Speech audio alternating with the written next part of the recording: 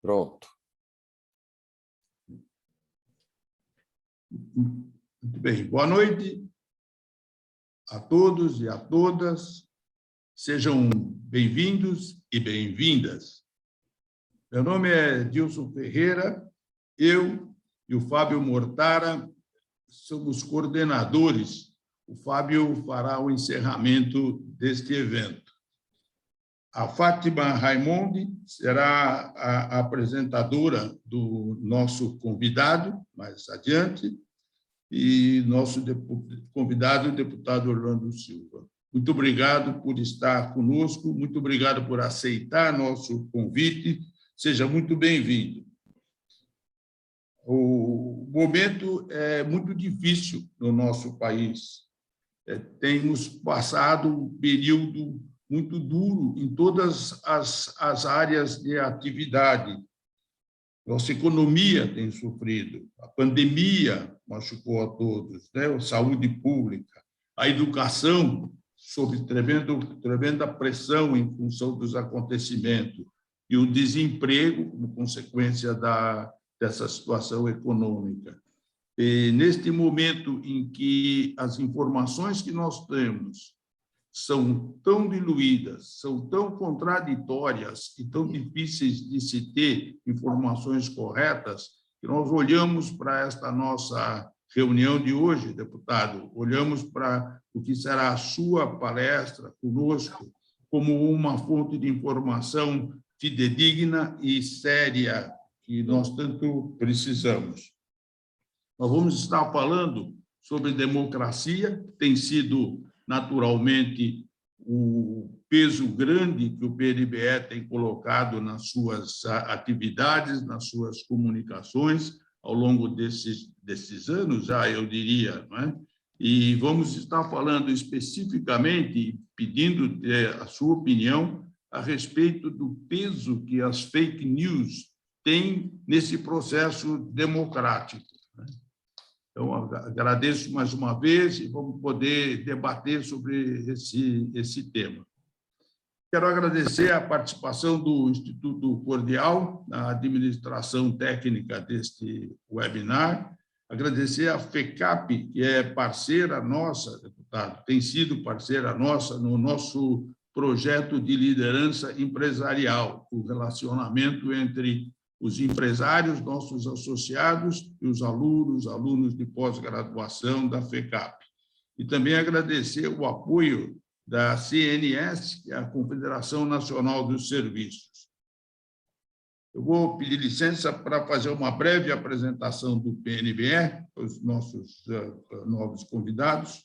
O PNBE tem 34 anos de existência e ele foi formado pensando sempre na classe empresarial, nos problemas e nas oportunidades que a classe empresarial tem e sobre os quais pode se manifestar e contribuir. Nós fazemos isso dentro de um regime apartidário, nós procuramos ter sempre a máxima transparência possível, respeitamos a ética e os nossos programas são sempre todos muito propositivos. O nosso associado, deputado, é o que nós chamamos e classificamos e que buscamos ter um empresário cidadão. E por empresário cidadão, nós procuramos os empresários que têm uma visão mais ampla do que apenas os resultados da sua empresa, do seu negócio, mas são empresários que se preocupam com a situação, com as necessidades, com os problemas e com o futuro do nosso Brasil. Para isso, nós buscamos um país que seja socialmente justo, que seja ambientalmente sustentável, que seja eticamente respeitável, que seja economicamente forte e que seja politicamente democrático. Quero agradecer a presença de todos vocês, mais uma vez. Antes de passar a palavra para a Fátima, que fará a moderação do nosso evento e fará uma apresentação formal do deputado, eu vou passar a palavra rapidamente para o nosso colega Paulo Feldman e pedir que o Paulo Feldman dirija uma saudação ao senhor. Paulo, pode ser?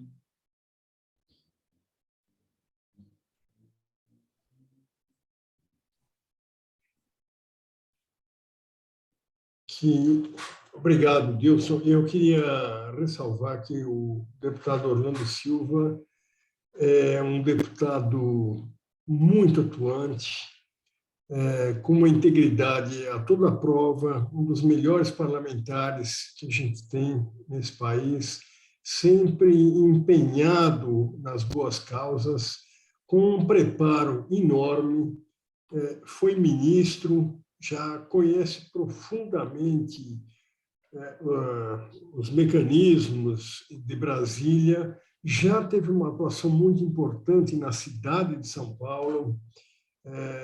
Então, é um deputado que nos orgulha, porque é alguém que nós, aqui em São Paulo, devemos agradecer efusivamente por toda essa sua atuação, sempre pelo bem do Brasil, pelo bem da nossa cidade. Nunca participou de nenhuma negociata, nada que fosse depor contra o seu próprio nome. Pelo contrário, sempre esteve envolvido em causas importantes para o país. Quiséramos nós que todo o nosso parlamento fosse composto por deputados como Orlando Silva. Infelizmente, são poucos, mas ainda bem que nós temos pelo menos o Orlando Silva para nos representar. Bem, muito obrigado, Paulo. Agora vou passar a palavra à Fátima, nossa associada. Ela é uma engenheira especializada em telecomunicações e, atualmente, depois de várias funções tão importantes, ela é uma coordenadora de empreendimentos. Fátima, a palavra é sua. Obrigado.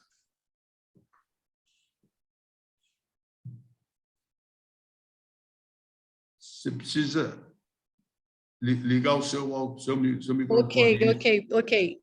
Ok. Desculpa lá. Boa noite a todos. Muito obrigado. E estou muito feliz de estar aqui hoje com o PNB. E muito feliz, deputado, para falar desse tema tão prevalente hoje na nossa sociedade, que é a democracia e os riscos da fake news. Eu vou apresentar o deputado, embora muito conhecido, mas tenho aqui, ele começou a sua trajetória muito jovem, atuando no movimento estudantil e iniciou a militância na União da Juventude Socialista do Partido Comunista. Como já foi mencionado, ele foi ministro do Esporte durante a presidência do Luiz Inácio Lula da Silva, foi vereador em São Paulo e atualmente exerce o segundo mandato na Câmara como deputado federal. Ele esteve muito envolvido com o tema, ele foi relator de medidas fundamentais, como a Lei Geral de Proteção de Dados, a criação da Autoridade Pública de Proteção de Dados e mais fake news. Portanto, nenhuma pessoa melhor do que ele para falar sobre o tema que a gente escolheu hoje. Assim sendo, eu passo a palavra para o deputado e tenha uma boa sessão hoje. Obrigada, Fátima. Eu posso já assumir a palavra? Como? Já posso falar? Pode, por favor. Então, Fátima, muito obrigado aí pela gentileza da apresentação. Eu queria agradecer demais a oportunidade de poder conversar com vocês. Agradecer muito a gentileza, né, que o Dilson, na abertura da reunião, se referiu para mim, o Paulo Feldman, que também é exagerado, evidentemente exagerado, nas referências que ele fez. aqui comigo tenho a obrigação de registrar a presença do Fernando Figueiredo, que a presidência da Abiquímica, da Associação Brasileira da Indústria Química, foi um parceiro importante a favor da indústria brasileira. E eu vi que o Lívio entrou aí também, que é uma outra figura que nós convivemos muito em momentos distintos. PNBE tem o máximo respeito, máxima consideração. Acompanhei um pouco depois da criação do PNBE as suas iniciativas. Eu recordo que eu nasci na cidade de Salvador, na Bahia, mas eu vim morar em São Paulo em 1992, que era um pouco depois da criação do PNBE. Eu não vou falar exatamente de um ou outro personagem, mas era aquele momento em que nós vivíamos um processo de discussão sobre o Brasil, imediatamente após a Assembleia Nacional Constituinte, e o PNBE era como é hoje, um ator provocador que estimula reflexões sobre o rumo que o Brasil deve seguir. Então, para mim, é um privilégio poder dialogar com vocês. E dialogar sobre um tema que é um tema que o mundo discute. Hoje, Dilson, por exemplo, eu até falei então de brincadeira com alguns amigos que me cumprimentaram.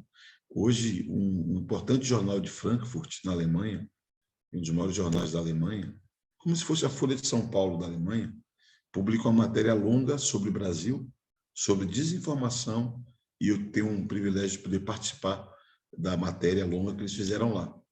E o Brasil é ilustração de um debate que acontece no mundo inteiro, porque a desinformação, o combate à desinformação, é um tema que tem polarizado as discussões. Eu chamaria a atenção de um fato. A Universidade de Oxford, todo ano, vocês sabem, escolhe uma palavra que simboliza o ano, né? Uma expressão, uma palavra, uma ideia. Em 2019, a palavra que sintetizava aquele ano, era a pós-verdade. E o debate sobre a pós-verdade, Luiz, tem a ver com essa discussão da era digital. Eu até hoje, nas reuniões que fiz, hoje fiz uma reunião bastante longa de manhã com alguns parlamentares para debater esse projeto, e alguns falavam, Orlando, a realidade não existe, só existem narrativas, né? Como se for possível, a realidade ela existe, né? Ela é objetiva, são as relações produzidas a partir do universo em que nós habitamos. Mas estou contando isso porque é um tema que já faz pelo menos 4 anos que o mundo reflete sobre o que fazer para que nós possamos, na era digital, na era em que todos falam, isso é uma coisa bacana, porque é elevar a enésima potência à liberdade de expressão. A rede mundial de computadores, a internet, nos trouxe uma maravilha. É um lugar em que todos falam. O desafio é, quando todos falam, como dialogar? Quando todos falam, como não impor uma posição sobre a outra? Quando todos falam, como procurar sínteses? Esse é o desafio que nós temos de refletir sobre a desinformação.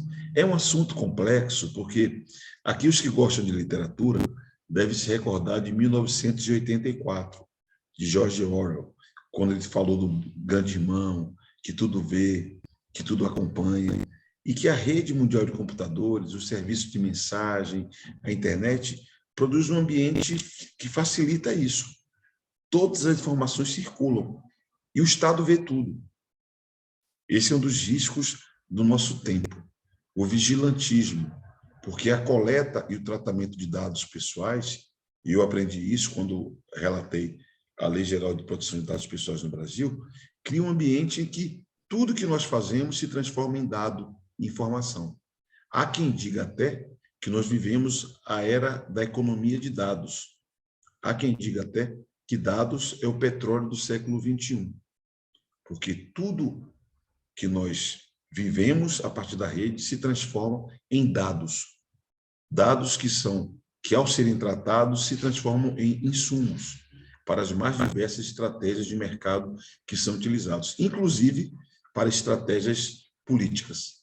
Eu estou tentando fazer provocações para vocês assim, antes de entrar no tema concreto, para a gente pensar livremente sobre esse tema.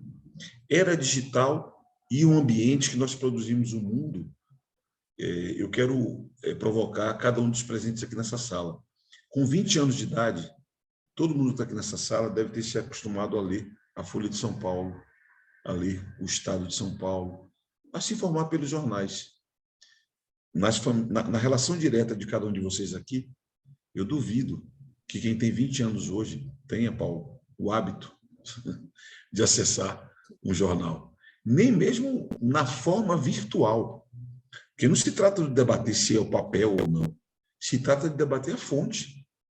Os filhos e netos dos que estão aqui é capaz de nem conhecerem a TV, tal qual nós conhecemos. Conhecem o streaming, Netflix e os diversos canais.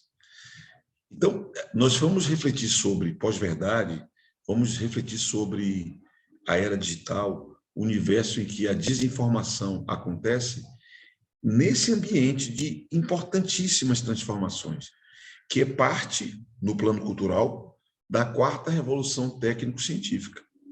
Muito provavelmente aqui, muitos de vocês debatem essa revolução técnico-científica, ou a quarta revolução industrial, como alguns gostam de falar, muitos debatem nas mudanças do processo produtivo, na reestruturação do processo produtivo, no impacto e no peso da automação. Isso deve ser um lugar comum aqui, quando se debate processos econômicos. Só que essas mudanças também chegam no plano da cultura. E quando nós falamos de internet, falamos dessas mudanças no plano da cultura, que impacta na conduta e no comportamento das pessoas. É esse tema que deve balizar um pouco o debate sobre desinformação. Falando de modo simplório, mentira, boato ou assemelhados sempre existiu. Desde que o mundo é mundo, mentira, boato e assemelhados sempre existiu. Mas já tenho dito que aquilo que era feito numa escala artesanal vai para uma escala industrial, né? Por quê? Porque o peso da desinformação no tempo presente não é apenas pelo conteúdo que é repassado, mas é porque nós vivemos a era, ou a economia, ou o tempo, em que os dados coletados e tratados criam ambientes determinados. Imagine que é possível, com as informações que cada um de nós oferece ao consumir serviços na internet, é possível que, com o uso da inteligência artificial, se saiba qual é o meu estado de espírito e qual é o estado de espírito de cada um dos que estão presentes aqui. Pelos filmes, pelas músicas, pelas compras, pela agenda que nós fazemos.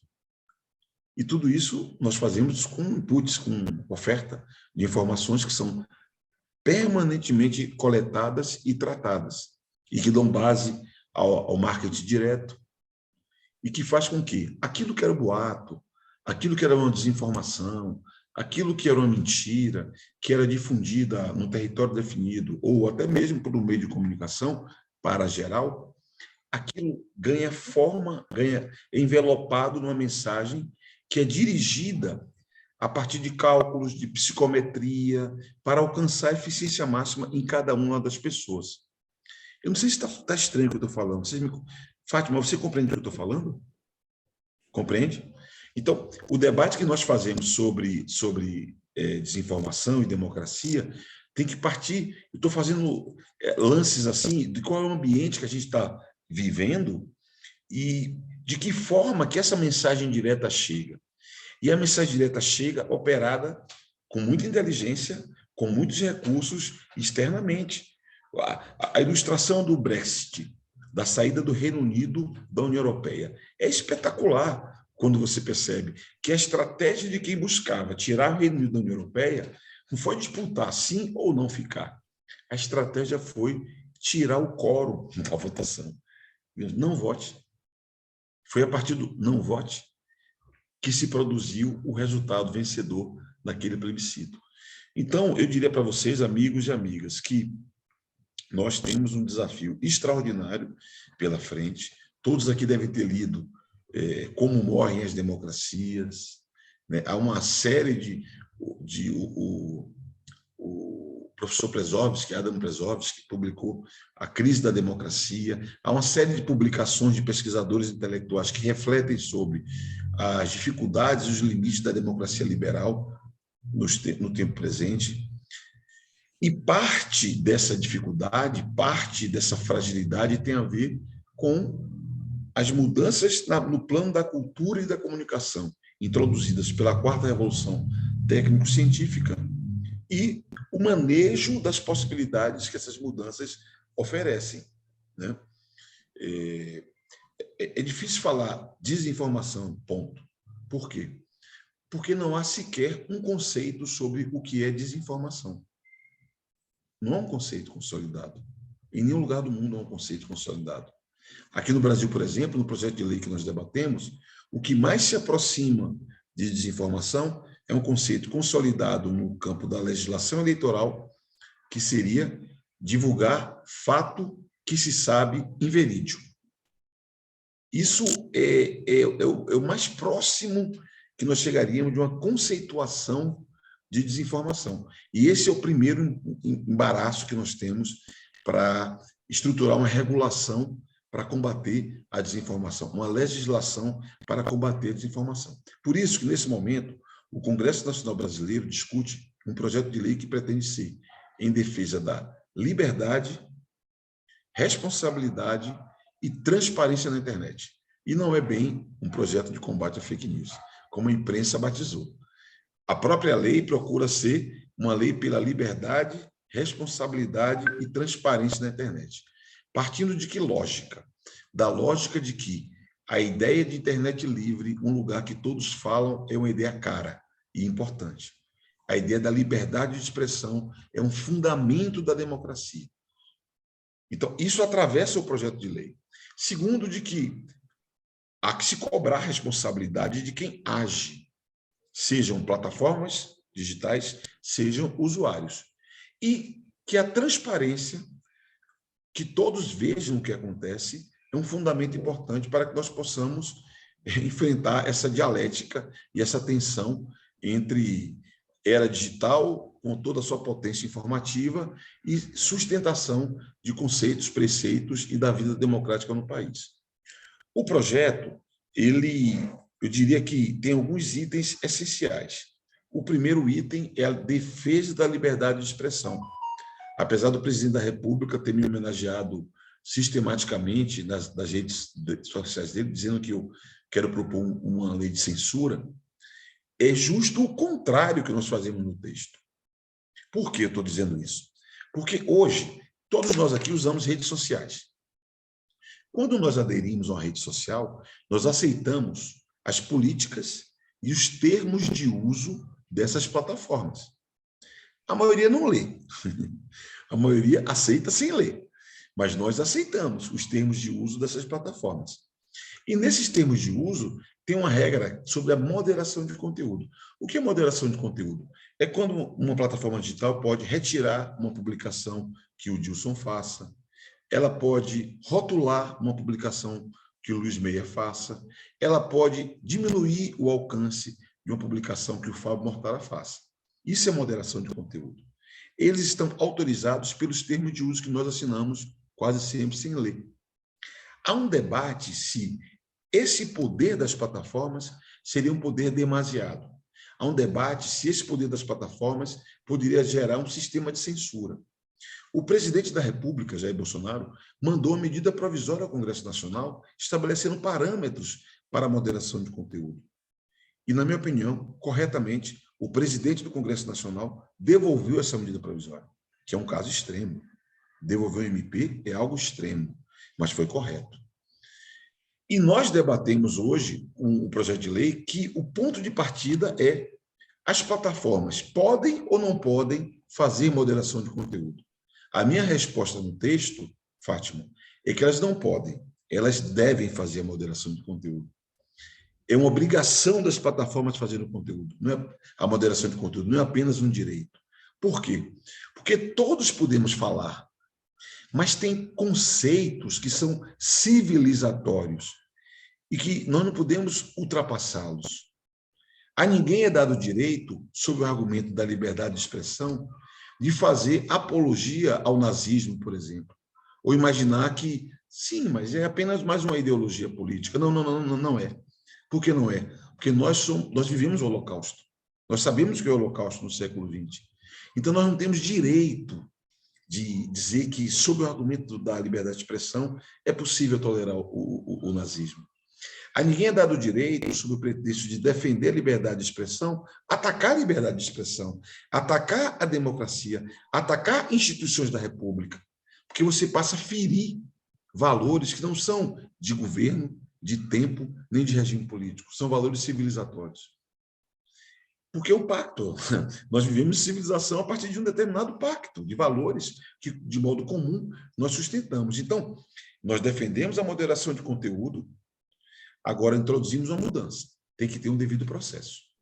Então, se o Facebook questiona a publicação feita pelo deputado Orlando Silva, ok, é obrigação deles. Mas eu tenho que ser notificado, eu tenho que ter direito de apresentar o meu contraditório. E se eu tiver razão, o Facebook republica o que eu falei e ainda dá o alcance para que cheguem para mais gente o conteúdo daquilo que eu publiquei. Uma segunda coisa que é importante é que no mundo digital você tem serviços diferentes. As redes sociais, falar dos campeões de liderança, de audiência, Facebook, Instagram e tal, é uma dinâmica. Os serviços de mensagens têm outra dinâmica. WhatsApp, Signal, Telegram, são completamente diferentes. São muito eficientes. Na economia, o WhatsApp, imagine, no Brasil, especula-se que há 120 milhões de usuários de WhatsApp. É incrível. O Brasil é o segundo mercado do WhatsApp no mundo. O maior mercado é a Índia. O Brasil é o segundo maior mercado.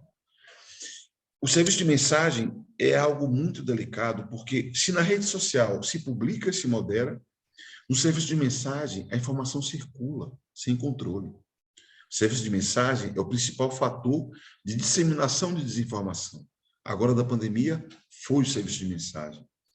E o dilema nosso é que a maravilha do serviço de mensagem, que é a criptografia de ponta a ponta de uma mensagem, que permite que só conheça aquele conteúdo quem emite e quem recebe, é o principal fator que permite a difusão da desinformação. Porque ninguém sabe o que está circulando ali. Mas aí, no debate que fazemos no Congresso Nacional, o Senado propôs uma solução péssima, que é a solução do vigilantismo, que é a solução de que, se uma mensagem viraliza, guarda por 3 meses.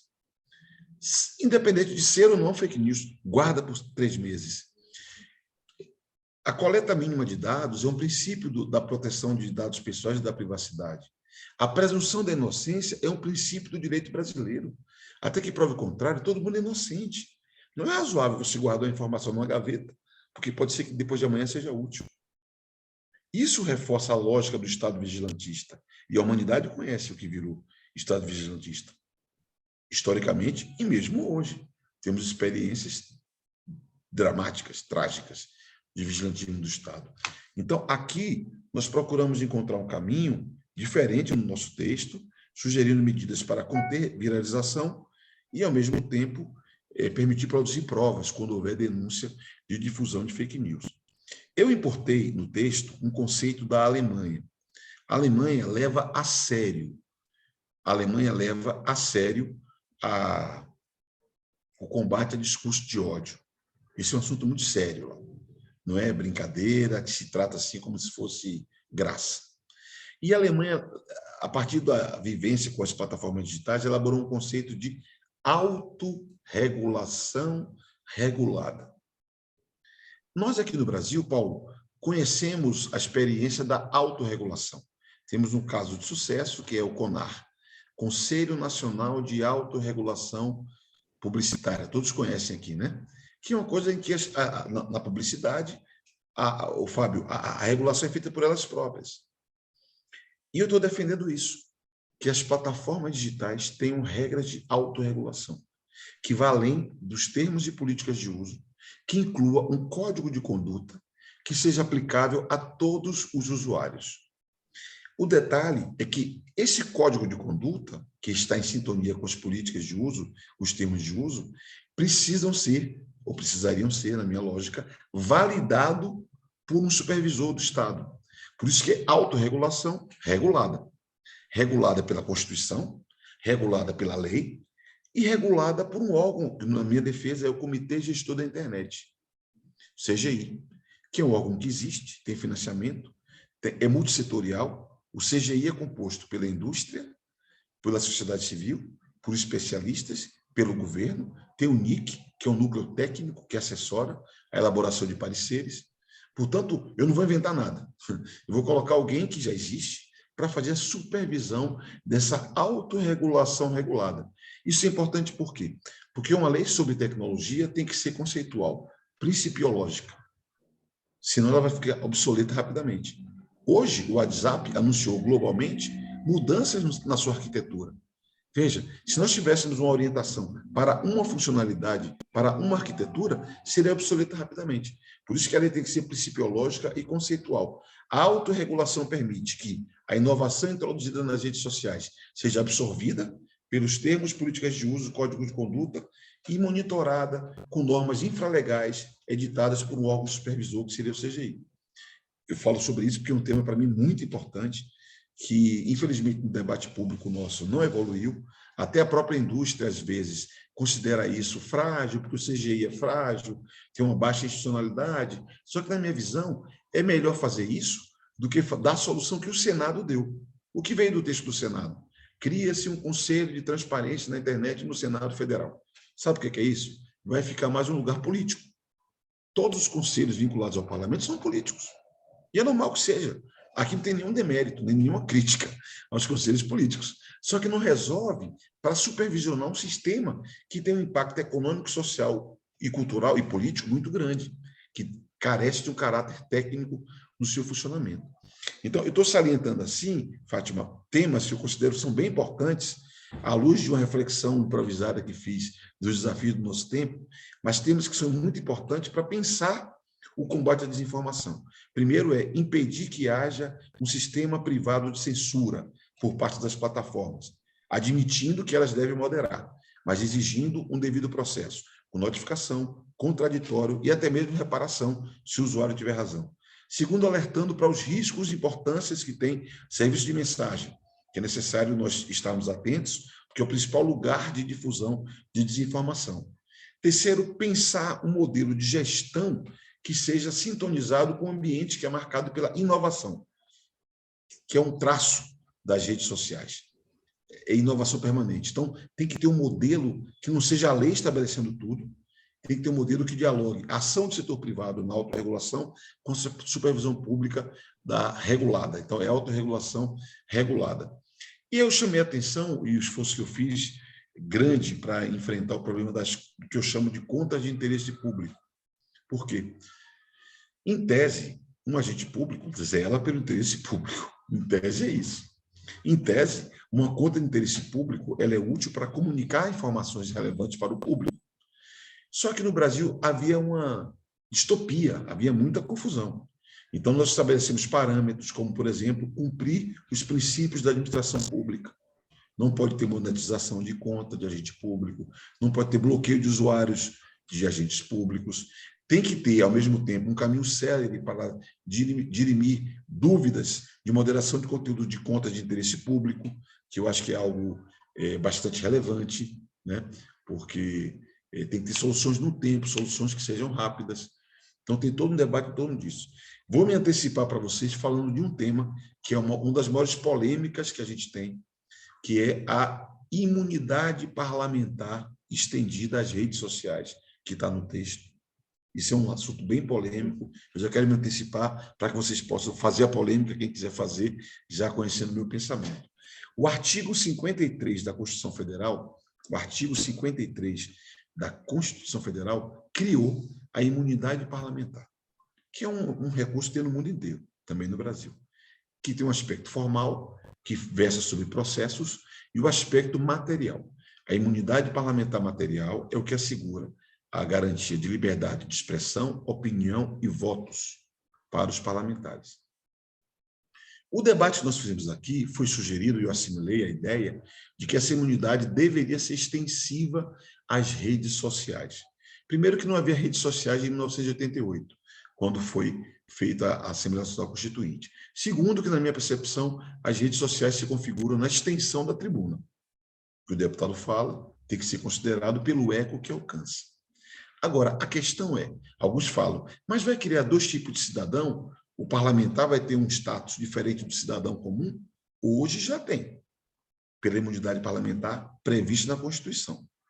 Mas isso vai significar blindar os deputados que fazem fake news? Não pode. Por quê? Porque a imunidade parlamentar não protege crime nem criminoso. É isso que explica ter deputado e senador respondendo ao Supremo.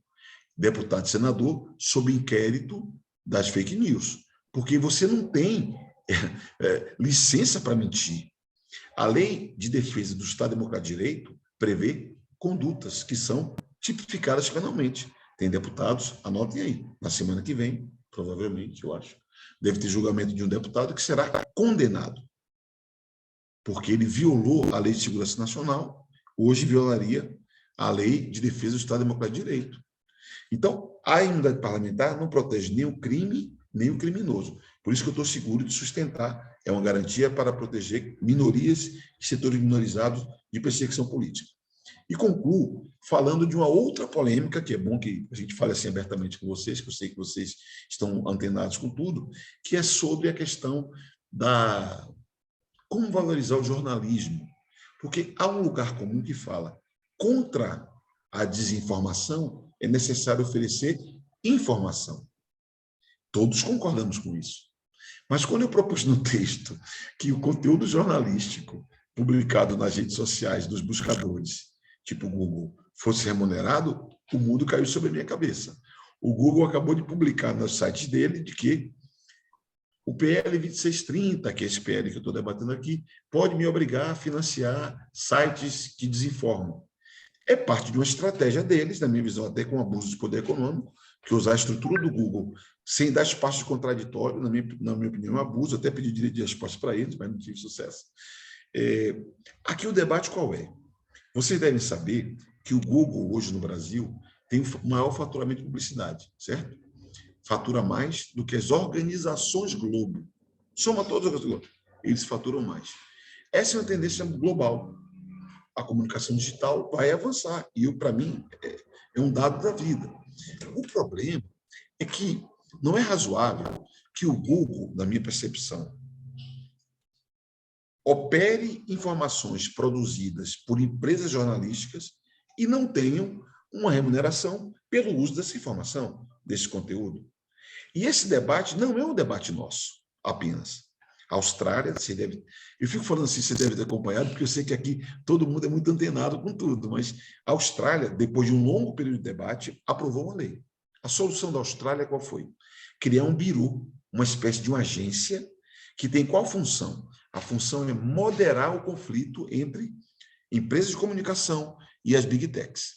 Tem acordo? Ok. Não tem acordo? Eu entro para moderar. Como se fosse um tribunal arbitral, digamos assim. A França, há 1 mês e meio atrás, na França, na verdade, que a França aprovou a lei no ano passado, na França, o Google assinou, eu falo Google porque ele é o campeão de mercado, tá? No Brasil tem market share de mais de 90%. Então, não é nada contra o Google, ao contrário, tem uma relação ótima com eles, apesar das diferenças que a gente tem. Google assinou um contrato com 300 empresas de comunicação da França. A Alemanha, do mesmo modo. O Canadá, que, na minha impressão, é uma democracia madura, é um lugar interessante de se observar como que as tendências do Canadá merecem atenção, na minha sensibilidade.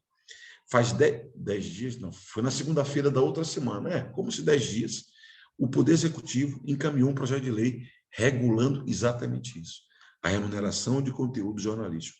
São informações que eu posso depois compartilhar com vocês, quem tiver curiosidade para pesquisar um pouco mais. Então, esse é um tema importante, por quê? Porque alguém pode perguntar, Orlando, mas você está defendendo que a radiodifusão é o lobby da radiodifusão? De algum modo é. Eu estou defendendo mesmo. Que a gente sustente empresas de comunicação no Brasil que produzem conteúdos e que nós possamos fazer com que a receita produzida nutra um ecossistema de produção de informação. Porque a chance que nós temos de enfrentar a desinformação é educação midiática para as próximas gerações, É conexão digital para toda a cidadania, ter um lugar de checar uma fonte confiável e ter informação que seja uma base para que as pessoas possam confirmar uma ideia, um posicionamento. Então, são temas assim que eu vou parar de falar, que eu falei, já acabou o meu tempo inicial, para dizer para vocês isso, que é um tema em debate no mundo inteiro. Nós precisamos nos conectar com ele e é importante para a democracia, por quê? Porque esse processo de difusão de desinformação influencia a formação da opinião pública. Vocês sabem que nos Estados Unidos, 30% da população dos Estados Unidos se informa a partir do YouTube, de canais de YouTube. Se nós pensarmos aqui os nossos filhos e netos, quantos deles veem TV, leem jornal ou veem rádio, e quantos se informam a partir de canais de YouTube? E essa informação por canais de YouTube, nada contra o YouTube, ao contrário, é muito bom, eu consumo YouTube, é que vai encapsulando a sociedade. A chamada bolha, como é que ela se forma? Você tendo uma única fonte de informação. E você se nutre daquilo. E passa a ser um dogma, passa a ser uma crença. E o nosso desafio é estimular o pluralismo, que é típico da produção e da difusão da informação. Porque sem pluralismo, que, aliás, pluralismo político é um fundamento da República Brasileira, no artigo 1º da Constituição Federal, nós não temos chance de fato, consolidar nossa democracia. Então, eu diria, amigos, que eu reconheço que é um debate aberto, eu reconheço que nós temos mais dúvidas que certezas, não está aqui quem quer cravar, escrever na pedra nenhuma proposta de lei, mas fala aqui com vocês um homem que faz 2 anos estuda o assunto, faz 2 anos discute com muitas pessoas, está convencido que é muito importante ter uma regra no jogo do Brasil. Não é adequado, eu tenho denunciado no Parlamento Brasileiro, é uma irresponsabilidade o Parlamento Brasileiro entregar tudo na mão do Poder Judiciário, ser omisso no estabelecimento de regras, inclusive para as eleições. Isso é uma irresponsabilidade. E eu creio que o PNBE, quando admite refletir sobre esse assunto, e nós podemos fazer outras rodadas, porque eu sei que é um assunto que, para muita gente aqui, deve ser um assunto árido, eu devo estar falando palavras meio esquisitas, porque não é a nossa linguagem coloquial, do dia a dia, né? Eu até tento fazer, a gente fosse traduzir para o português, digamos assim, do nosso dia a dia. Eu sei que é um assunto que é um pouco árido, mas eu diria que a internet não é terra sem lei. Hoje há regras privadas e que, no caso concreto, elas são funcionais para as empresas que sustentam o sistema, mas não necessariamente. O que sustenta o sistema das empresas e os lucros são os mecanismos mais funcionais para a democracia. Por quê? Porque a polarização, por exemplo, é ótimo para likes e monetizações na internet. Para a democracia, a polarização é uma tragédia. Por quê? Porque é da política ao diálogo, e a polarização é contra o diálogo. Por isso que tem uma tensão entre o econômico e o político nessa matéria, uma tensão muito forte. E por isso que o mundo inteiro está se dedicando a estudar isso, né? Eu vou, na semana que vem, para concluir, viu, Fátima? Eu vou para Portugal participar de um seminário que vai discutir o futuro da regulação estatal. E um dos aspectos centrais desse seminário é discutir regulação e tecnologia, porque é o mundo que está olhando para isso e tentando compreender o que pode ser feito para valorizar as maravilhas da internet, da conexão entre as pessoas, da difusão de ciência, da difusão de cultura, do estímulo ao empreendedorismo econômico, que são maravilhas incríveis, mas, ao mesmo tempo, estimular essas maravilhas e cuidar dos efeitos colaterais. Eu diria que a desinformação é um efeito colateral de uma maravilha extraordinária que a humanidade produziu, que é a rede mundial de computadores. Eu espero ter sido claro e ajudado de algum modo a reflexão de vocês. Maravilhoso, deputado, maravilhoso. É um tema muito relevante e o senhor trabalhando tanto tempo nesse tema traz assim de uma forma muito, muito rica. E tem assim uma série de perguntas já para o senhor, mas eu queria começar assim, com a minha, porque eu não resisto, é um tema tão relevante que o senhor e mais outros vêm debatendo por mais de 2 anos, não é? O que o senhor acha que acontece? Por que não foi ainda aprovado tão importante lei, né, antes dessas eleições, considerando que nós temos essas experiências, como o senhor falou, nos Estados Unidos, na Inglaterra, que tiveram impacto, né, nas decisões do povo? E por que o senhor acha que não conseguiu ainda fechar e levar essa lei que erradamente chamaram de fake news e colou? O que o senhor acha que falta? Se foi o lobby das grandes indústrias que fizeram retardar esse processo? O que o senhor pode falar sobre isso? Então, é um processo complexo, né? E é multilateral, né? Porque, veja, é natural que quem ganha espaço na política com a dinâmica atual queira manter seu espaço. É absolutamente compreensível. Não está aqui quem está questionando a legitimidade de quem avançou nessa dinâmica. A questão que vale para mim é o seguinte: a dinâmica política do Brasil hoje, ela é suficiente para nos permitir enfrentar os problemas políticos, econômicos e sociais do Brasil? Na minha impressão, não. Hoje em dia, a polarização política é o padrão. E a polarização política mobiliza. Tem pessoas que ganham votos. Quanto mais radical é o seu discurso, mais apoio você tem. Creiam, é assim. Tanto que eu falo assim muito Fernando Figueiredo, que é uma pessoa que vive muito comigo no Congresso Nacional. Eu falava para ele: cara, eu sou um cara demodé, eu estou fora de moda, porque eu gosto da política como conversa, de você procurar um, procurar outro, produzir sínteses. Eu aprendi no meu beabá, eu sou homem de 50 anos, eu aprendi no meu abecedário político que política, Fernando Henrique falou, Fernando Henrique Cardoso falou uma coisa que eu guardei na vida: política é tornar possível o que é necessário. Só que para você tornar possível o que é necessário, você tem que fazer uma construção. Hoje em dia não tem construção. Quando a gente foi votar o requerimento de urgência semana passada, Fátima, era assim: o cara do PT pegou a palavra e desceu o malho do Bolsonaro. Aí o cara do Bolsonaro pegou a palavra, desceu o malho do PT. Acabou. A gente não tinha mais ambiente para discutir e encaminhar nada.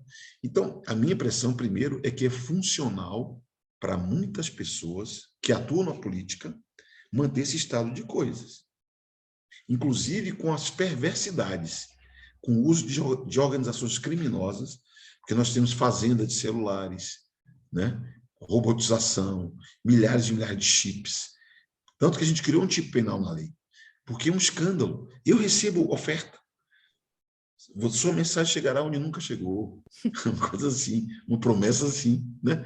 Então, é muito importante a acomodação política de um lado e a acomodação econômica do outro. As big techs e as empresas de comunicação vivem uma tensão. Então, isso acaba com uma certa paralisia. Aí eu vou responder o que você não perguntou. Mas então, por que a insistência de voltar a esse assunto? Tem um aspecto político, que é que eu tenho. Meu argumento central com o presidente Arthur Lira é o seguinte: olha, nós criticamos a judicialização da política. Nós criticamos o ativismo judicial. Mas se o Congresso Nacional não votar regra, não estabelecer parâmetros, o Judiciário fará. Tem 2 problemas aqui: a omissão do Legislativo, que faz com que o Judiciário avance nas nossas prerrogativas, um problema. E segundo problema, olhando para o Brasil dos últimos anos, eu não quero aqui fazer... Eu procurei me manter um pouco isento, sem fazer defesa de um campo político nem de outro.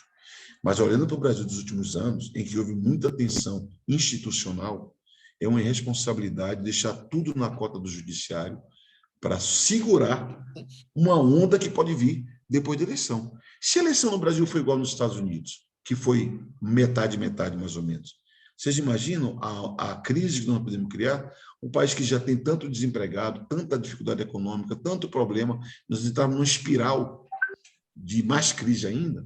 Então, eu diria assim, por que não anda? Porque tem interesse político e econômico que sustenta essa ordem atual. Por que tem que andar? Porque se não fizermos isso, os riscos à democracia e à vida nacional são enormes. Ok. Ok. Deputado, posso falar só um comentário, Fátima? Fernando Figueiredo. Vamos lá. Como o deputado me citou, eu só queria dar um testemunho. Hoje, falando para um grupo de jovens, deputado, eu disse que aprendi com você que a gente tem que conversar com todo mundo e fazer o menor número de inimigos possíveis. E que você é um bom exemplo nisso. É capaz até de falar com o bolsonarista. Mas é verdade. O deputado sempre foi o interlocutor de todo mundo no Congresso. Perfeito. Acho que eu tenho a mão aqui. Como filho do Fernando Figueiredo, que estou ouvindo aqui também, eu sou testemunha, que ele já me falou algumas vezes isso também. Guilherme é suspeito. Só dando um oi, tudo bem, deputado, como vai? Alegria. Mas é verdade, ele já me falou algumas vezes sobre o assunto. Eu sou um pouquinho mais de direita que meu pai, eu sei uma acento mais direita do que ele, mas mesmo assim ele já me falou algumas vezes sobre o assunto. Bom, eu tenho aqui, acho que o Paulo também está com a mão levantada, se quiser falar, depois eu passo para as perguntas escritas aqui. Bom, deputado, gostei demais da sua apresentação, acho que todos aqui gostaram muito, foi muito ampla, abordou muito bem o tema e muito claro, muito didático. Eu queria tocar num assunto, deputado, que eu acho fundamental nessa questão, que é a questão do poder econômico. E para que todos possam me entender, eu peço a licença de citar um exemplo pessoal meu, que eu vivo muito e que me mostrou alguns problemas sérios que nós temos no Brasil.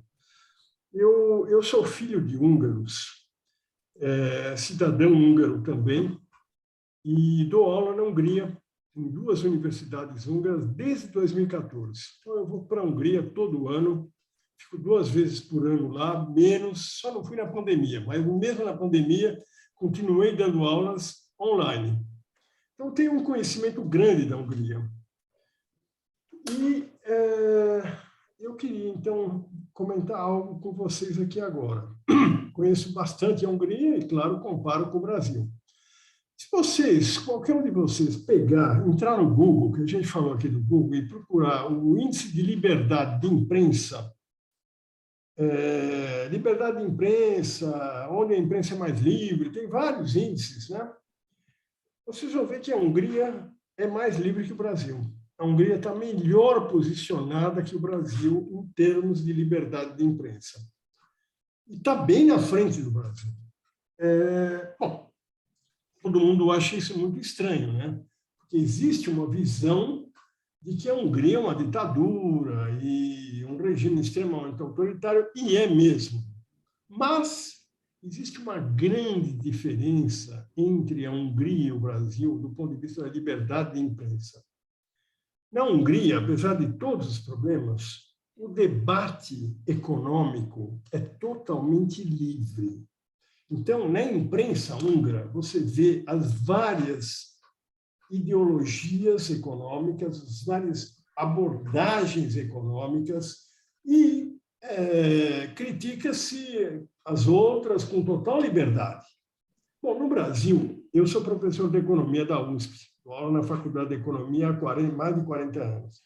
No Brasil, a imprensa brasileira, a grande imprensa, principalmente a mídia, não permite que se fale, por exemplo, que o juro alto é um problema sério para o Brasil e que ele não combate a inflação. A imprensa não permite isso. Por quê? Porque os donos da grande imprensa brasileira são todos rentistas, todos, e ganham muito mais dinheiro com aplicações financeiras e títulos do Tesouro do que com a sua própria atividade. Quase toda a imprensa brasileira está na mão de pessoas muito ricas que vivem de suas rendas. Para elas, o aumento da taxa de juros é importantíssimo. Então, não há na imprensa brasileira, por exemplo, um debate sobre isso. Não há. O senhor, como deputado, vivenciou no Congresso brasileiro, agora recentemente, a discussão da reforma tributária. Havia várias propostas de reforma tributária e havia uma sensacional que foi feita pelo seu partido. Eu acho que o senhor, inclusive, assinou, que era a RTS, a Reforma Tributária Solidária. Sensacional, que mexia exatamente no problema, punha o dedo na ferida.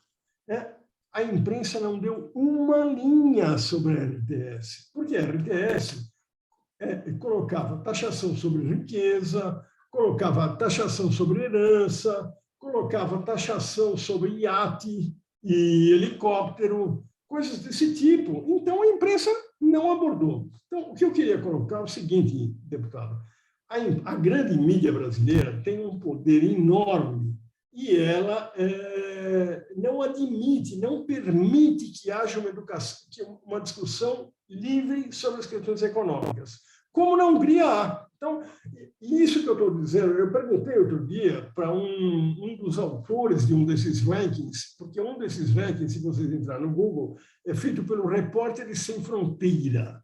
Eles que colocam a Hungria melhor que o Brasil. E eu perguntei para uma dessas pessoas, que é um aluno lá da USP, da ECA, da Escola de Comunicação, eu falei, mas por que vocês colocam a Hungria na frente do Brasil? Porque na Hungria o debate econômico é livre, no Brasil não é. Então, deputado, eu queria dizer o seguinte: o presidente Lula tem dito, ultimamente, que é necessário que haja um controle sobre a imprensa. Quando ele falou isso, ele levou tanta saraivada que ele parou de falar, né? Porque ele correu o risco de perder a eleição por causa disso. Mas eu, pessoalmente, eu acho que essa questão é fundamental. Há que haver um controle sobre a imprensa, porque a mídia, a grande mídia brasileira, ela tem uma visão totalmente deturpada sobre as questões econômicas, e a economia é a questão mais importante que nós temos nesse país. O debate no Brasil não é livre. Vocês nunca viram na Globo News ou na Globo alguém condenando o aumento da taxa de juros, só para dar um exemplo. Então, deputado, como é que o senhor vê esse assunto?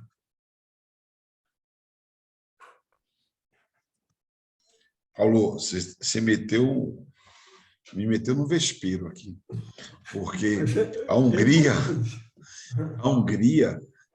eu pessoalmente eu não conheço, né? Eu não tenho o privilégio de conhecer a Hungria, conheço vários países da Europa, não a Hungria, não conheço, e como você próprio falou, infelizmente nós temos uma informação seletiva, né? O Viktor Orbán, que é o chefe político da Hungria, é apresentado como o líder conservador, um grande expoente conservador no mundo inteiro, e maneja, pelo que fala a imprensa, né, a política no local de modo não muito democrático e tudo. O que é que eu acho? Eu concordo com você 100% que nós temos um desafio no Brasil, que é ampliar, digamos assim, os canais de comunicação e até mesmo, eu diria, a democracia de acesso à informação. Toda vez que eu tenho um projeto de lei que eu recebo assim para tratar, eu sempre faço a seguinte pergunta: como é no mundo? Eu sempre me faço essa pergunta. Você tem que propor tal coisa. Eu falei, tá bom. Como é no mundo? Tem algum país que tem alguma solução? Que já deu alguma solução para isso? E eu procuro olhar, não é por querer mimetizar ninguém, não é isso. Mas é que eu tenho que olhar onde funciona. Se tem países centrais que funcionam. Então, eu vou dar um exemplo dos Estados Unidos, por exemplo. Os Estados Unidos, que eu diria assim, um país insuspeito, que é um país desenvolvido, né, a maior potência econômica do mundo, etc., o sistema de propriedade dos meios de comunicação não é igual no Brasil. O tipo de concentração que tem no Brasil não tem lá. De concentração, assim, inclusive de várias empresas, de vários setores, de várias linguagens diferentes. Então, assim, se eu pudesse comentar alguma coisa que você falou, eu diria que é pobre o debate público no Brasil. É pobre. Nós não temos um... E veja, eu não estou falando dos Estados Unidos para copiar os Estados Unidos. Você podia olhar para a Inglaterra, que é outro modelo. A Inglaterra, apesar da mesma origem comum, é outra experiência. Lá tem a BBC de Londres, que tem um tipo de produção de informação que é muito balizada, baliza muito a sociedade. E eu diria que o Brasil a gente não conseguiu encontrar um jeito ainda, né? Talvez a gente ainda seja tributário. Lembrando aqui o nosso querido Raimundo Faoro e a crítica ao patrimonialismo, talvez nós sejamos, inclusive no plano da comunicação, ainda tributário de um modelo, de uma forma de organização econômica e social, digamos assim, que não permite esse pluralismo que você reivindica. Porque o problema, Paulo, não é... Tanto que quando eu estava debatendo hoje numa entrevista na hora do almoço, né? O pessoal falava assim, não, mas o presidente Bolsonaro falou ontem no ato, no Palácio do Planalto, que você queria fazer o PL da censura. Eu falava, é justo o contrário. Eu quero que mesmo ele, com quem eu não concordo, tenha o direito de falar. E, às vezes, os meios de comunicação não dão o devido espaço para que ele possa falar, na minha opinião. E eu sou insuspeito que eu não apoio ele, eu sou contra ele. Eu, politicamente, sou contra. Mas eu sou contra também a negação do pluralismo, entendeu, Paulo? É necessário que, e você tem toda a razão quando fala, falando no plano econômico, o que é que você vive todo dia, enfrenta as discussões e tal, e percebe que há um dogmatismo terrível, né? Certos tabus que você não pode enfrentar, né? Mas eu diria que esse é um dos defeitos da nossa democracia. A democracia brasileira não foi capaz de permitir que o debate público acontecesse de modo plural. Isso produz uma série de deficiências. Eu agora tenho aqui perguntas aqui no chat que eu vou colocar, vou até juntar duas sobre desinformação. Um foi do Fábio. O Fábio disse assim, como a democracia nossa já tão cheia de defeitos, poderá sobreviver aos fortes ataques que virão certamente esse ano. O que temos que fazer? E eu aproveito e emendo com a pergunta também da Ina, que diz, deputado, como vê a desinformação como uma estratégia de defesa, como se usou e se usa numa guerra? Uma disputa pelo poder de governar não seria uma guerra entre partidos? Ou seja, vamos usar essa desinformação agora? Como é que o senhor vê isso, nesse momento nosso aí que estamos chegando para as eleições? Como é que nós vamos nos defender da desinformação? Então, Ina, eu queria começar por ela. Eu tenho feito um debate envolvendo as plataformas digitais, e quando eu falei aqui da autorregulação regulada, alguns colegas meus falam assim, Orlando, você é doido, você quer dar poder para as plataformas se autorregularem? Óbvio que eles não querem saber de autorregulação. Eu falo, não, eu não penso isso. Eu acho que eles estão interessados. As plataformas elas vão ter que um dia, por necessidade do seu modelo de negócio, cuidar para que seja saudável o ambiente que elas vivem e produzem e circulam. E estou dizendo isso porque é muito importante que a gente tenha uma dimensão ética nesse debate, que pode também parecer uma coisa pueril de minha parte, mas eu acredito mesmo que pode ter uma dimensão ética na conduta dessas empresas, que elas podem se interessar para manter o negócio deles, que tenham um mínimo de sanidade no ambiente virtual onde eles operam. E isso, para mim, vale, Ina, para luta política. Existe uma luta política. Não tem santo na luta política. Não tem santo. E eu falo sempre o seguinte, não tem fake news de direita, nem fake news de esquerda. E tem fake news à direita e fake news à esquerda. As narrativas são feitas de todos os lados. Eu sou do campo da esquerda, vou votar no presidente Lula, vou votar no Haddad de São Paulo, etc. Mas é o seguinte, me permitam, eu sou contra qualquer gabinete de ódio, seja do Bolsonaro no Palácio do Planalto, seja no campo da esquerda. E na internet que eu vivo e que eu vejo, tem gabinetes de ódio. Esse é um debate ético que nós temos que fazer. E eu tenho estimulado, inclusive, que o campo da esquerda faça. Porque não é porque o outro tem sucesso com determinada estratégia, nós vamos copiar a mesma estratégia. Porque isso pode ser funcional para um momento, mas não vai valer no médio prazo.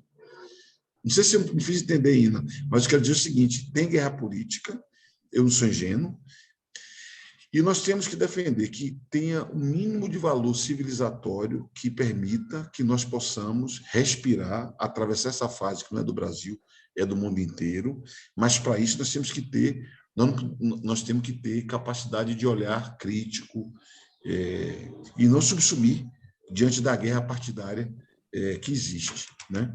E o Fábio levanta a questão da democracia no Brasil, dos riscos que a gente vai viver. Eu sempre digo, Fábio, que a democracia no Brasil é de baixa intensidade, né?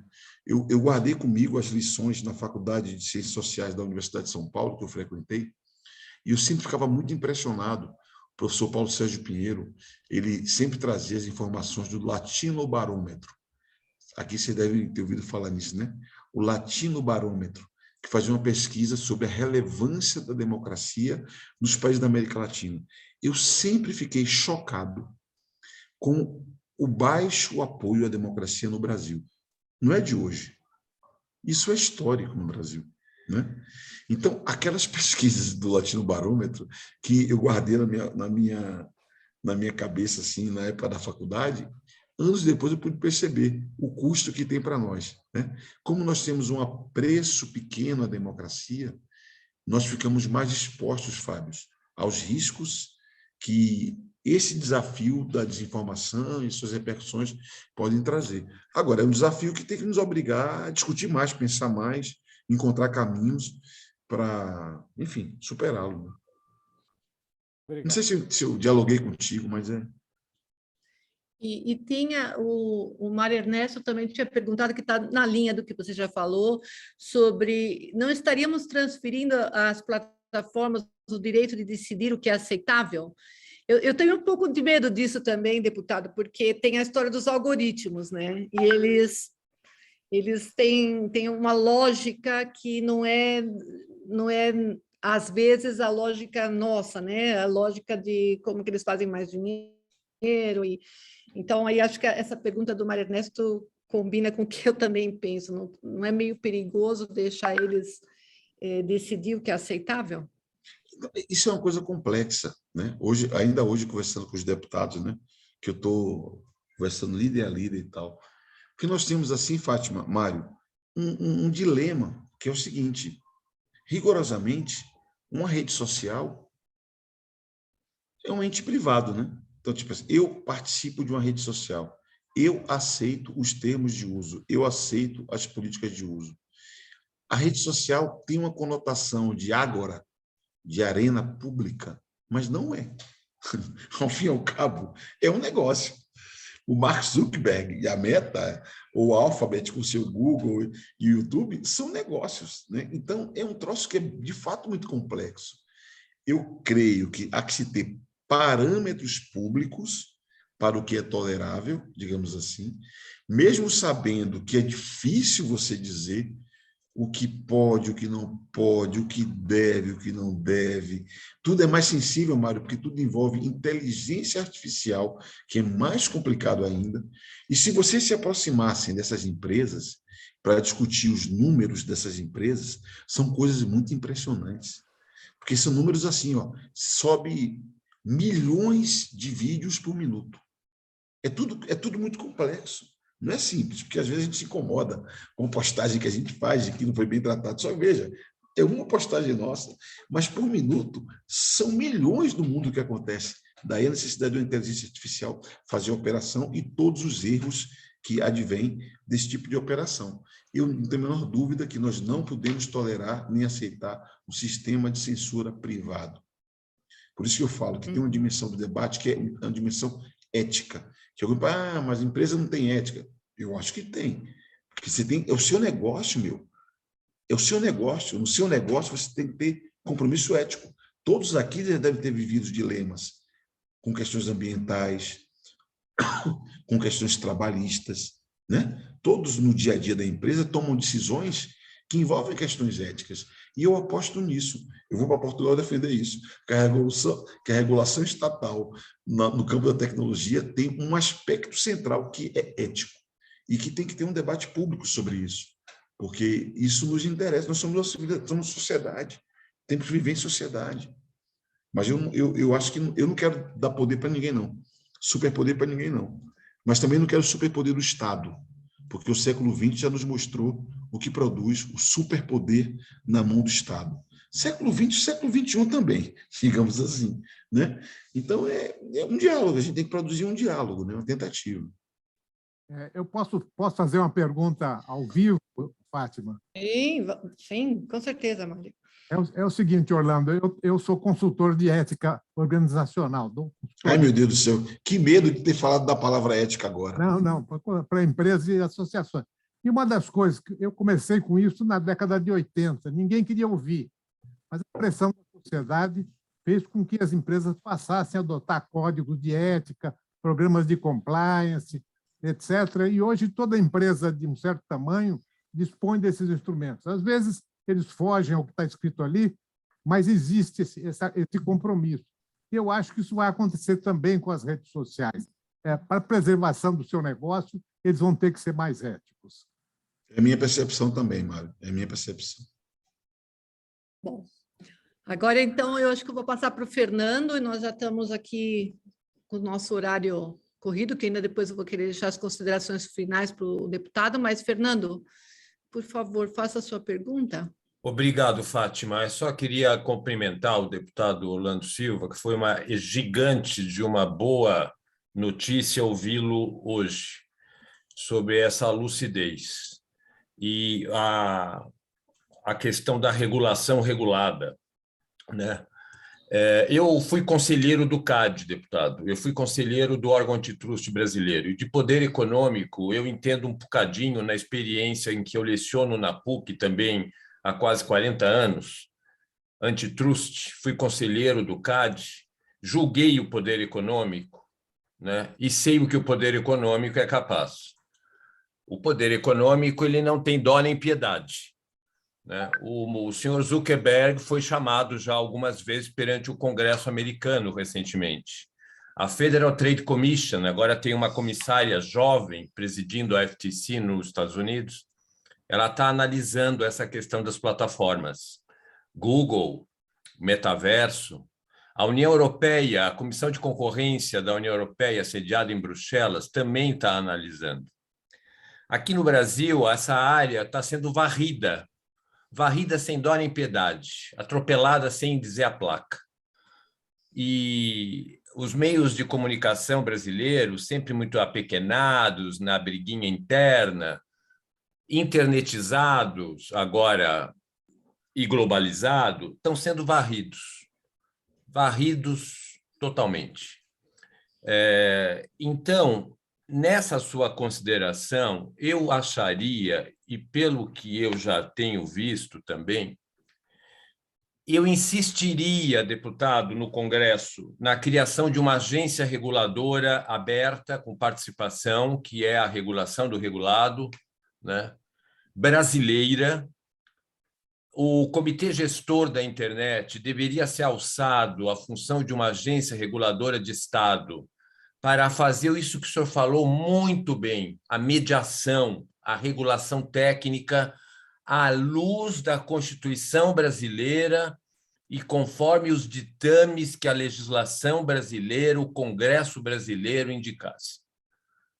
Porque, além do exercício abusivo do poder econômico, nós corremos o risco de um eventual controle externo de uma plataforma dessa, como o senhor bem citou, e eu cito para os alunos, o George Orwell, 1984, e também o outro belo livro dele, A Revolução dos Bichos, que calha muito a fiveleta aqui no Brasil, né? Que eu digo para os alunos, uma plataforma dessa, além do poder econômico, ela pode ditar as regras do que ela entende, seja o que for, para o mundo inteiro. Seja o que for que entenda, com compliance ou sem compliance, né?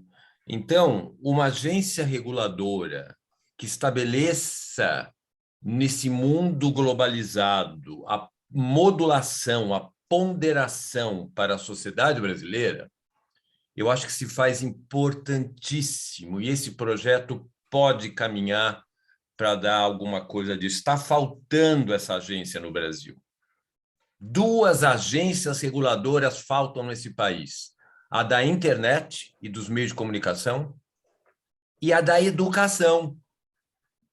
Nós também não temos, en passant, podemos fazer um outro debate outro dia, né? Nós não temos uma agência reguladora de educação, que é o pilar da democracia, é o pilar de uma sociedade desenvolvida, a educação.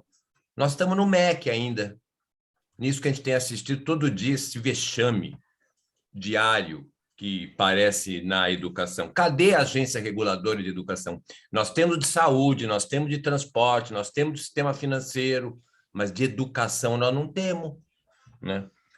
Então, deputado, olha, grande surpresa, todo o apoio no seu trabalho, junto ao Congresso, da minha parte, uma solidariedade enorme, porque eu sei que não é fácil, né?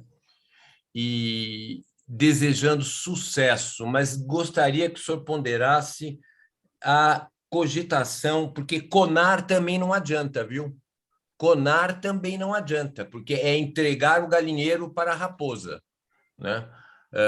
Então, uma agência reguladora de natureza de Estado, com transparência, com prestação de contas perante o Congresso, perante a Câmara dos Deputados, e que atue em benefício da comunicação e da concorrência da sociedade, das pessoas, das empresas aqui no Brasil.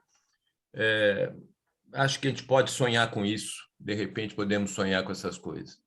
E muito obrigado. Foi um grande prazer estar com o senhor hoje aqui. Ok. Acho que o João ainda tem. João, por favor. Só mais uma. Oi. Sim. Posso, obrigado, que eu tinha colocado aí no chat. Então, agradeço aí a iniciativa aí do PNDE de organizar esse importante encontro, também o trabalho do deputado Orlando Silva. Eu tenho participado de alguns outros eventos, seminários a respeito desse tema. Eu queria saber, deputado, se foi incluído nessa proposta das fake news, da regulação de informação, etc., a questão da remuneração, não só dos veículos, mas do jornalista que produz a informação, que parece que isso que estava sendo assim, as empresas de comunicação tiraram de lado, né? A gente compra, né, o conteúdo do profissional e a gente faz o que quiser com esse conteúdo, né? Eu acho que assim, o controle do jornalista nesse processo todo é muito importante. Hoje os sindicatos estão desvalorizados, hoje houve um enfraquecimento até da profissão de jornalista, caiu a regulação do diploma, etc. Nós não temos um conselho. Eu acho que a categoria jornalista poderia ter um papel importante na regulação de fake news, principalmente quando envolve profissionais de comunicação, profissionais mesmo, fazendo fake news, deputado. Então, eu queria saber como é que está, se está incluído nesse projeto, foi tirado, se tem essa discussão, a remuneração do profissional, do jornalista. Então, Rainho, João Marcos, vou começar daí, né? Não, vou respeitar aqui a ordem. O Fernando Marques, que levantou primeiro, antes a questão da agência. Fernando, eu tenho uma experiência assim, que é muito difícil de debater qualquer criação de qualquer estrutura no Estado brasileiro, né? Eu fui relator da Lei Geral de Proteção de Dados Pessoais. E é curioso porque a Dilma, que era presidente Dilma Rousseff, mandou um projeto de lei que fazia uma referência vaga a uma autoridade competente que iria cuidar do tema. Nós criamos uma agência na Câmara, o Michel Temer vetou. Mandou medida provisória com a Autoridade Nacional de Proteção de Dados Pessoais fraca, e o Bolsonaro continua na mesma lógica. Eu estou contando essa história porque Dilma, Temer e Bolsonaro são espectros completamente diferentes, políticos. Mas os três têm a mesma lógica, que é muito pressionada pela Fazenda, de não pode criar isso, não pode criar aquilo. Eu seria capaz de citar, Fernando, uns 10 órgãos públicos, que se fossem extintos, não impactariam em nada na vida das pessoas. Nada, não mudaria nada na vida das pessoas, zero. Mas a criação de uma Autoridade Nacional de Proteção de Dados Pessoais tem um impacto importante, porque a economia de dados é uma realidade. Mas é que o debate, aí eu volto ao Feldman, como nós temos muitos dogmas, a turma tem um drops, né? Tá prontinho ali, e a resposta está ali. Então, nosso problema é que o debate é muito pobre no Brasil. As equipes econômicas me permitam, né? Eu, sim, condição de fazer uma crítica, são muito pobres, para não falar que são medíocres, e acabam se bastando administrando os problemas, né? Então, por isso que fica difícil você falar de criar uma agência, parece que é um cabide de emprego, é o gigantismo do Estado. Mas eu acho que você tem razão, Fernando, que é necessário ter especialização no monitoramento, na regulação. Eu falei do CGI por quê? Eu parti de algo que existe, que tem recurso, que tem estrutura técnica de suporte. Eu parti dali por isso. Mas a minha lógica é como você. E eu espero que a Europa, que deve agora, esse ato dos mercados digitais, que já foi fechado na União Europeia, que vai ser apresentado ao Parlamento Europeu para ser internalizado dos países, a minha impressão é que vai criar um novo paralelo, um novo paradigma para o Brasil. Então, a minha expectativa é que como o debate aqui ainda está pobre, a gente seja influenciado positivamente por eles.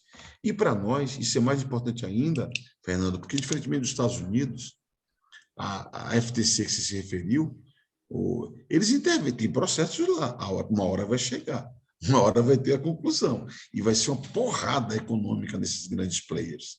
No Brasil, o CAD dá de ombros. O CAD dá de ombros. Eu falei do Google. O Google tem market share de mais de 90%. Se você for, percebe?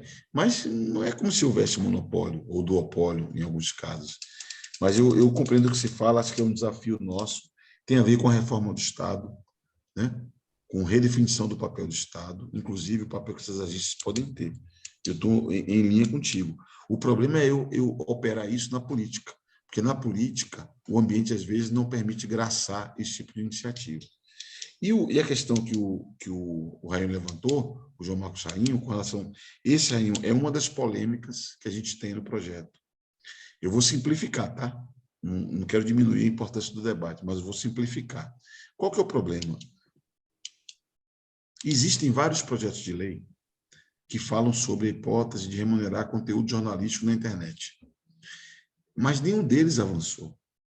É como eu falo, eles não têm tração, eles não têm potência para andar. Eu trouxe esse tema para a SPL por quê? Porque como esse PL tem um debate, nós estamos aqui conversando, certo?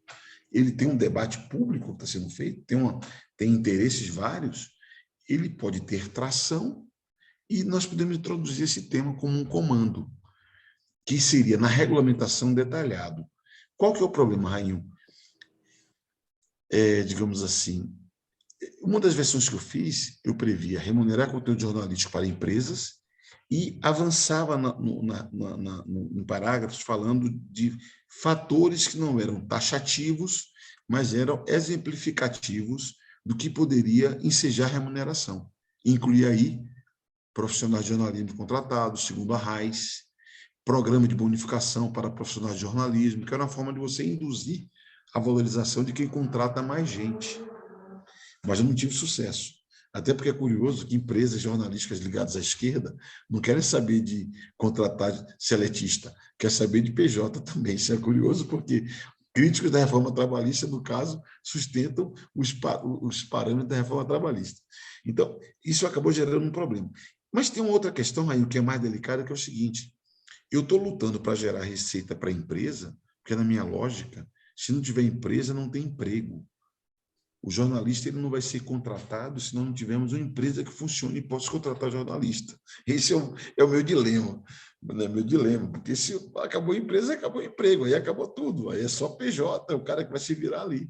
Mas esse tema que você trouxe está no ambiente do debate. Não tem um desfecho, mas ele está no ambiente do debate. E eu queria, Fátima, aproveitar a palavra que está comigo e agradecer ao PNBE a oportunidade de participar desse encontro. Eu agradeço o privilégio de conhecer todos vocês aqui, alguns que já estive juntos.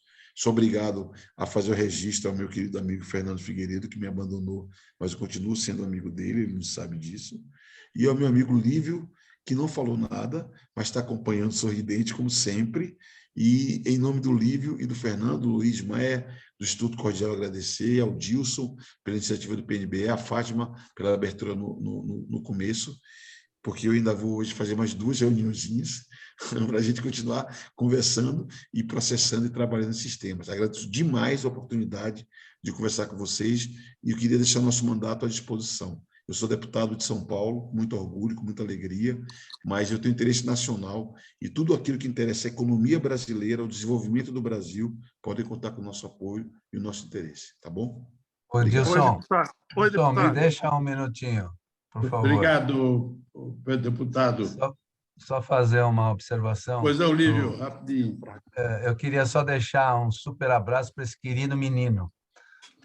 Eu conheço o Orlando há muitos anos, né? E desde o início da sua carreira pública, e temos tantos amigos comuns, e isso nos torna uma amizade que se prolonga anos e anos. E, Orlando, eu tenho orgulho de fazer parte desse seu hall de amizade e, ao mesmo tempo, sinto orgulho a cada movimento público que você faz, porque a gente te acompanha e percebe o quanto você se dedica e, ao mesmo tempo, traz um conhecimento de conteúdo muito bacana nas suas propostas, né?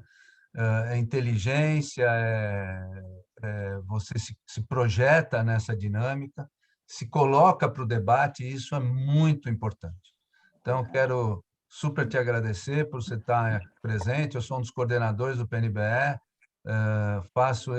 temos uma missão voluntária em prol do Brasil, né?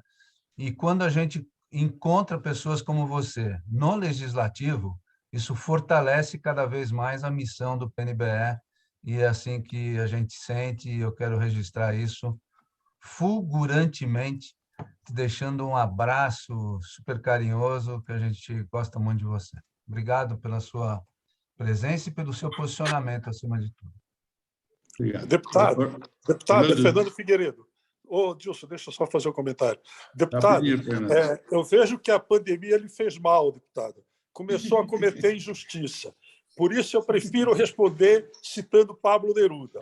Longe, porém não separados. Distante, mas muito cerca de ti. Um grande abraço.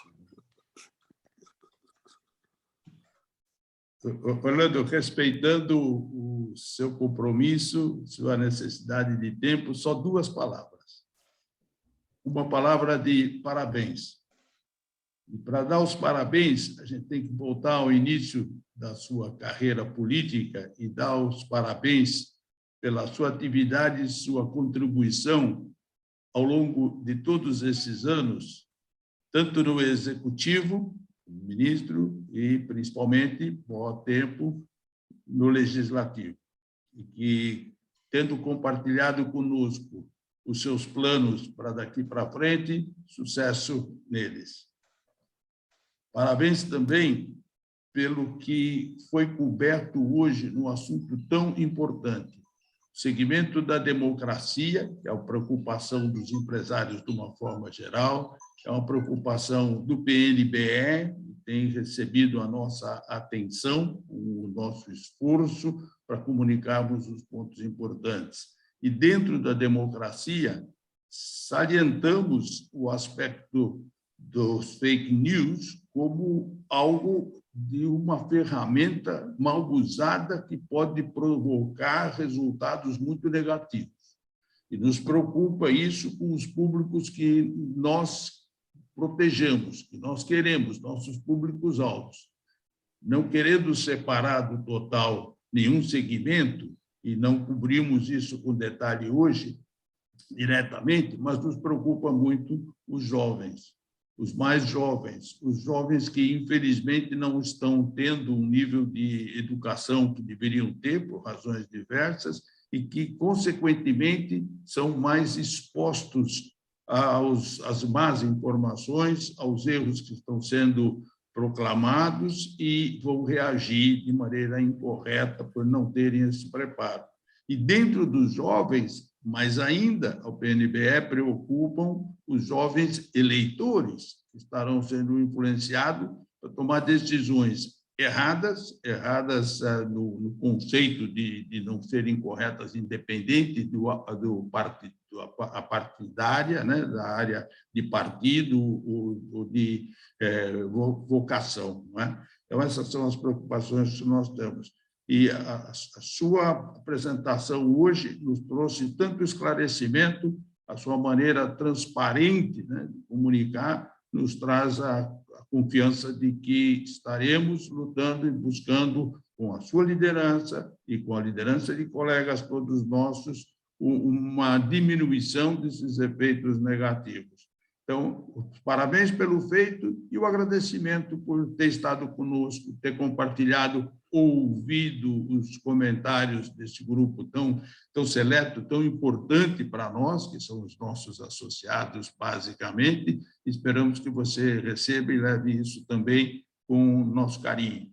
As portas aqui estão sempre abertas e vamos tomar a liberdade de procurá-lo também para dar continuidade a esse bom relacionamento. Muito obrigado. Obrigado, Dilson. Muito obrigado, Dilson. Muito obrigado a todos. Boa Páscoa para todos vocês. Obrigada. Obrigado. Bom abraço. Obrigada. Abraço.